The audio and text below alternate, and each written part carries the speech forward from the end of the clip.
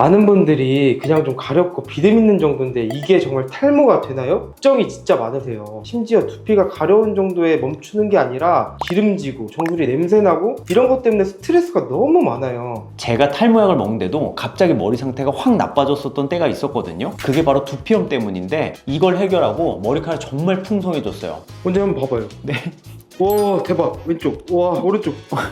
근데 또 이제 유튜브나 온라인을 보다 보면 단돈 뭐 10,000원? 그런 거에 탈모 샴푸 뭐 이런 걸로 없앨 수 있다라는 걸 좀 많이 봤거든요. 비듬도 물론 좋아질 수 있고요. 지루성 두피염 같은 지긋지긋한 두피염도 물론 좋아질 수 있습니다. 두피를 진정시키고 이런 염증들을 조절해 줄 수 있는 성분의 약용 샴푸를 쓰는 겁니다. 그게 바로 이에요. 피지 공장 자체가 지나치게 너무 활발하기 때문이에요. 이런 분들한테는 정말 강력한 솔루션이 있습니다. 바로 그러니 지루성 두피염의 근본적인 원인이 개선되고 두피의 붉은 기운도 정말 빠르게 호전이 돼요. 거기에 머리카락이 굵어지는 건 사실 덤이죠. 근데 환자분들은 사실 이걸 제일 좋아하시더라고요. 풍성. 원장님, 네. 안녕하세요. 안녕하세요.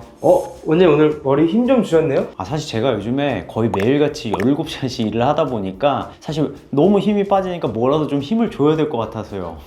사실 오늘 주제랑 너무 잘 맞는데 많은 분들이 가렵고 기름지고 정수리 냄새나는 이 찝찝함 때문에 걱정이 되게 많아요. 저도 매일 샴푸해도 이게 잘 사라지질 않는 것 같은데 이런 증상들이 탈모랑 관련이 있어요? 그럼요. 제가 또 매일 탈모만 본 사람이잖아요. 오늘 속 시원하게 알려드릴게요. 진짜 감사합니다. 많은 분들이 그냥 좀 가렵고 비듬 있는 정도인데 이게 정말 탈모가 되나요? 걱정이 진짜 많으세요. 심지어 두피가 가려운 정도에 멈추는 게 아니라 기름지고 정수리 냄새나고 이런 것 때문에 스트레스가 너무 많아요. 근데 또 이제 유튜브나 온라인을 보다 보면 단돈 뭐 10,000원? 그런 거에 탈모 샴푸 뭐 이런 걸로 없앨 수 있다라는 걸 좀 많이 봤거든요. 그래서 원장님 의견이 좀 궁금했어요. 이게 샴푸 하나로 없앨 수 있는 건가? 그럼 너무 좋겠는데. 사실 그렇게 샴푸 하나로 없앨 수 있는 거면 병원을 오실 필요가 없죠. 저는 정말 매일같이 두피가 뒤집어지고 가렵고 머리가 빠진다는 환자들을 너무너무 많이 봐요. 제 메인 진료 파트가 사실 복합성 탈모 질환과 탈모입니다. 그렇기 때문에 제가 경험은 정말 많다고 말씀드릴 수 있는데 이 분야가 하면 할수록 좀 어려운 분야인 것 같아요. 그래서 이게 뭐 단순히 샴푸 하나 바꾼다고 막 좋아진다? 그런 건 없는 것 같아요. 물론 좋아지는 사람도 있겠지만 모든 사람들이 다 좋아지면 얼마나 좋겠어요. 병원에 오시더라도 100% 좋아진다면 그건 거짓말이겠죠. 그리고 또 영상 중에 막 소금으로 두피를 문지른다거나 아니면은 식초로 샴푸를 한다거나 이런 분들이 많이 계세요. 물론 이런 걸로도 좋아지는 사람들이 있겠죠. 하지만 대부분은 부작용이 많이 생기기 때문에 이런 것들을 좀 조심하셔야 됩니다. 그리고 질문 주신 거 가려운 게 이게 탈모가 되나요? 네, 맞습니다. 대부분의 탈모는 머리카락이 빠지기 전 두피의 염증, 가려움증, 비듬, 뾰루지에서 시작돼요. 그냥 가려운 건 줄 알았는데 그게 탈모의 시작이라고요? 네, 이런 두피 방치하면 1, 2년 안에 모낭이 영구 손상돼서 머리가 나지 않는 흉터성 탈모가 돼요. 원장님 근데 간혹 환자분들 중에 탈모 생기면 나중에 모발 이식하면 되지 막 이렇게 생각하시는 분들이 되게 많아요. 근데 절대 그렇지가 않습니다. 사실 제가 모발 이식은 또 정말 기가 막히게 잘하는데 이 두피가 안 좋은, 결국 토양이 안 좋은 곳에서는 모발이 잘 자랄 수가 없어요. 이런 토양 방치했다가 나중에 모발 이식해도 결국에는 생착률이 바닥이 나서 최악의 결과를 얻게 될 거예요. 사실 며칠 전에도 어떤 남자분이 정말 모발 이식 빨리 하고 싶다고 오셨던 분이 있는데 보니까 두피가 막 염증도 많고 막 진물 나고 다 뒤집어져 있는 거예요. 제가 이분 극구 모발 이식 말렸거든요. 제가 이분 모낭 살려드린 거예요. 보이지도 않고 티도 안 난다고 그냥 방치할 게 아니었네요. 맞습니다. 그래서 오늘 이 영상에서 샴푸를 바꿔도 낫지 않는 지긋지긋한 두피염의 진짜 원인, 그리고 홈케어부터 병원 치료까지 3단계 완벽 해결 로드맵을 탈모 전문 의사가 직접 알려드리겠습니다. 원장님 그럼 궁금한 게 이게 그냥 비듬이라고 하기도 하고 지루성 두피염이라고 하기도 하는데 사실 이게 조금 어려워가지고 외관으로 봤을 때 구분이 잘 안 되거든요. 어떤 게 비듬이고 어떤 게 지루성 두피염인지 좀 먼저 알려주세요.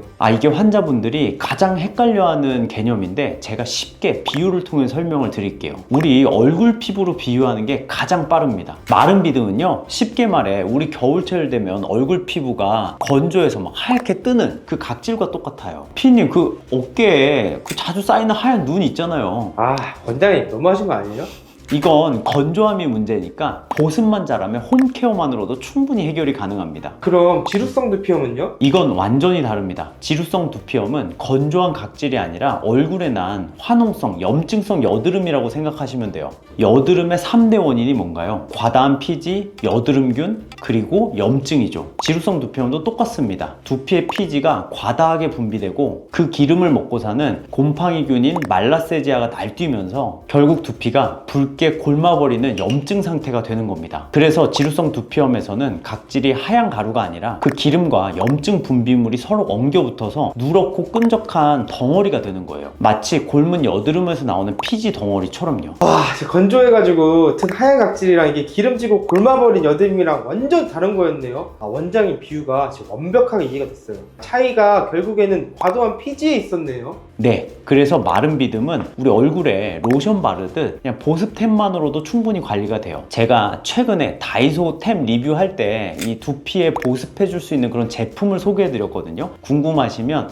영상을 한번 참고해 보시면 많이 도움이 될 겁니다. 그래서 이런 제품들로 충분히 홈케어만으로도 가능해요. 하지만 지루성 두피염은 그 화동성 여드름들 이제 병원에서 좀 치료를 해야 되는 것처럼 두피의 염증과 피지 그리고 곰팡이균 이런 것들을 제대로 잡을 수 있는 진짜 치료가 필요한 거예요. 그래서 내가 단순 건조함 때문에 고민인지 아니면 피지로 인한 염증성 트러블 때문인지 알아야 된다는 거네요. 맞습니다. 접근법과 치료법이 완전히 달라요.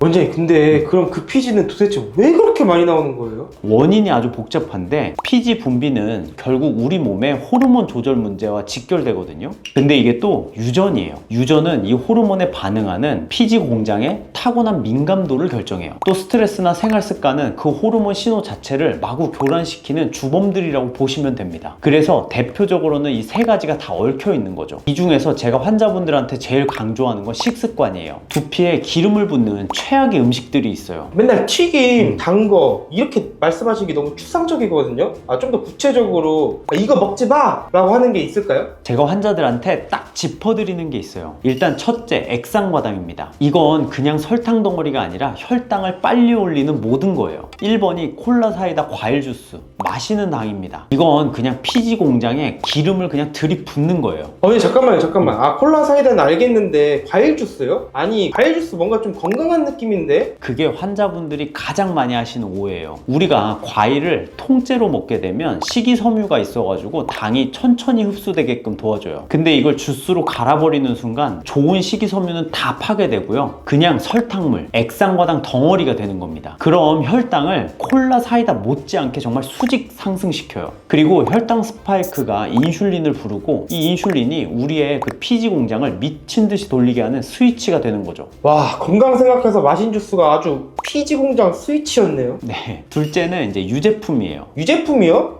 그거 좀 의외인데요, 원장님? 유제품은 우리 몸에 IGF-1이라는 이게 인슐린 유사 성장인자거든요. 이 성장인자의 수치를 높입니다. 이게 인슐린과 함께 우리 피지 공장을 자극하는 정말 강력한 촉진제 역할을 해요. 쉽게 말해 피지를 과잉 생산하도록 부추기는 거죠. 물론 우유에 든 일부 호르몬 성분도 영향을 주고요. 그래서 진료 중에 환자분들이 유독 제가 두피염이 너무 심한데요? 라고 하시는 분들한테는 제가 유제품만 딱 2주만 끊어보라고 권해드리는 경우가 있거든요. 피지 분비량이 확 줄어드는 걸 느끼는 분들이 정말 많아요. 마지막 셋째는 나쁜 지방입니다. 이건 피디님 좋아하시는 그 튀김 있죠? 치킨. 역시 오늘 치킨 먹으려고 했는데 안 되는 거군요. 치킨, 감자튀김, 도넛, 피자 이런 음식에 든 트랜스 지방은 말할 필요도 없는 염증 유발자죠. 제가 더 주목하는 건 오메가6 지방산입니다. 우리가 튀김에 쓰는 포도씨유, 옥수수유, 콩기름에 어마어마하게 들어가 있죠. 원장님, 근데 오메가는 좋은 거 아니에요? 그게 오메가3랑 헷갈려서 그래요. 오메가3는 염증을 끄는 착한 기름이고요. 이 오메가6는 우리 몸에서 흡수되면 아라키돈산이라는 걸로 변하게 돼요. 이게 바로 염증 폭풍을 일으키는 신호탄이 돼요. 이 염증 반응이 전신으로 막 돌다가 유독 약해진 두피에서 터지게 되면 그 염증 상태가 더 악화되는 겁니다. 이렇게 오메가6가 내부에서 염증의 불씨를 키우는 거라면 머리를 제대로 안 말리고 자는 건 외부에서 염증을 일으킬 최적의 환경을 제공하는 거예요. 머리 안 말리고 자는 습관도 완전 최악인 거죠? 머리를 안 말리고 자면 우리 두피랑 이 베개 사이에서 이 말라세지아라는 균이 살기 좋은 따뜻하고 따뜻하고 습한 최적의 환경이 만들어집니다. 그럼 이 균이 피지를 먹으면 폭발적으로 증식하고 그 부산물로 올레산이라는 자극 물질을 배출하게 되는데, 이게 바로 두피의 염증, 가려움증, 비듬의 핵심 원인이에요. 스스로 곰팡이를 배양하는 셈이죠.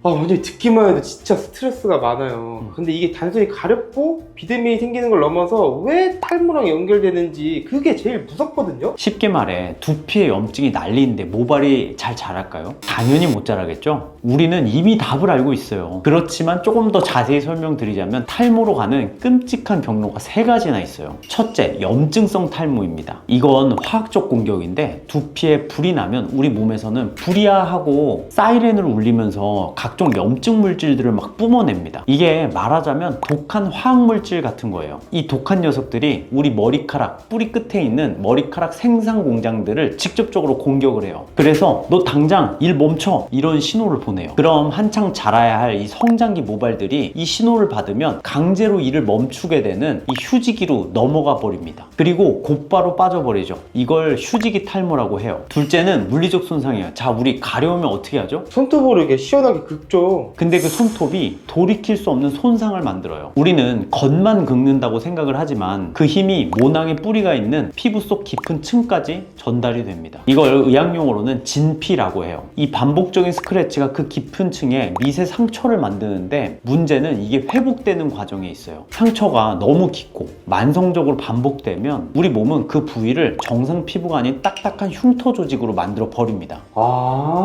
이 흉터 조직에는 모낭이 살 수 없어요. 머리카락 공장에 터 자체가 사라져 버리는 건데, 이게 바로 아까 말씀드린 흉터성 탈모입니다. 한 번 생기면 그 자리엔 머리카락이 다시는 안 날 수 있어요. 머리카락이 다시 안 난다고요?